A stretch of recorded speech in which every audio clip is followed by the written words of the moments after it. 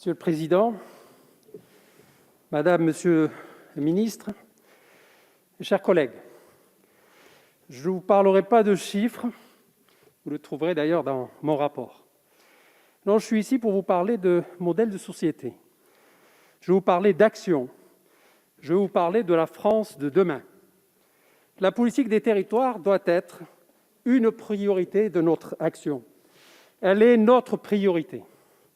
En temps de crise, tout le monde s'accorde à le dire, ce sont nos QPV, nos territoires ruraux, nos villages, nos villes moyennes, nos territoires ultramarins qui souffrent les premiers et qui souffrent le plus. Notre priorité est de leur permettre de traverser la crise, mais plus encore, pour que la relance soit l'opportunité de revitaliser nos centres-villes, d'attirer de nouveaux investisseurs dans nos territoires industriels, de relancer l'emploi dans nos quartiers.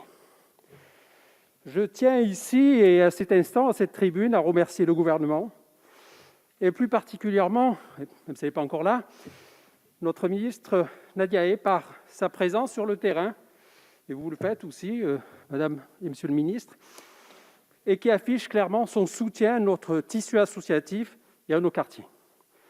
Le plan de relance prévoit un effort important pour l'action cohésion territoriale sur le programme 364 de la mission Relance.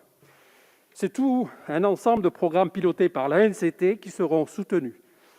Action Cœur de Logement, Petites Villes de demain, Territoires d'industrie ou encore Fabrique des territoires. J'attire néanmoins votre attention, madame, monsieur le ministre, sur un point. Nous devons absolument faire en sorte que ces mesures soient opérationnelles rapidement, très vite, et efficaces, bien évidemment, durablement. Car je vous le dis en toute sincérité, nous n'avons pas le temps, nous n'avons plus le temps. Alors supprimons les trop nombreux freins qui persistent. Trop souvent, les programmes structurants ont perdu leur sens à force de bureaucratie et souvent par un manque, je le dis, de portage politique au niveau local. Certains programmes mettent des mois, voire des années à sortir de terre. Prenons ici l'exemple du NPNRU sur le programme 147. Il avait déjà accumulé suffisamment de retard entre le manque de volonté politique locale, le confinement et le report des élections municipales. Entrons un peu plus dans le détail des programmes 112, 162 et 147 contenus dans mon rapport. S'agissant quand même de budget, je suis dans l'obligation de vous donner quelques chiffres. Le budget de 2021 est en hausse de 3,7% pour atteindre 787 millions d'euros.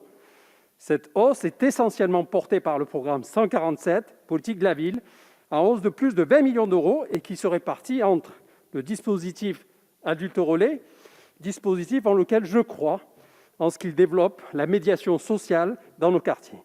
Mais là encore, soyons clairs, il a été systématiquement sous-exécuté dans le passé. Si les conditions de recrutement sont complexes, alors il faut les alléger. Je me félicite également de la montée en puissance des cités éducatives. Les terribles événements de ces derniers jours l'ont rappelé. L'école de la République est source d'émancipation. L'école de la République est la clé de voûte pour lutter contre les idéologies mortifères. En ce qui concerne le programme 162 qui porte les crédits interministériels d'EPIT. Très rapidement, notons que les engagements du président de la République concernant le plan chlordécone sont tenus. Il semblerait que les crédits supplémentaires de 2 millions d'euros accordés en 2020 n'aient pas été consommés, alors qu'ils visaient à développer des tests à destination de la population de la Martinique et de la Guadeloupe. Néanmoins, ils seront reportés en 2021. S'agissant du programme Impulsion et coordination de la politique d'aménagement du territoire, nous constatons une baisse faciale importante. Cette baisse s'explique par le transfert des crédits des CPER, les contrats plans État-région, qui ont été inscrits dans le plan de relance. Pour terminer, je remercie d'avance Madame la ministre qui accepte de proroger les dispositifs fiscaux zonés, ZFU, ZRR. J'ai en effet déposé quelques amendements dans ce sens.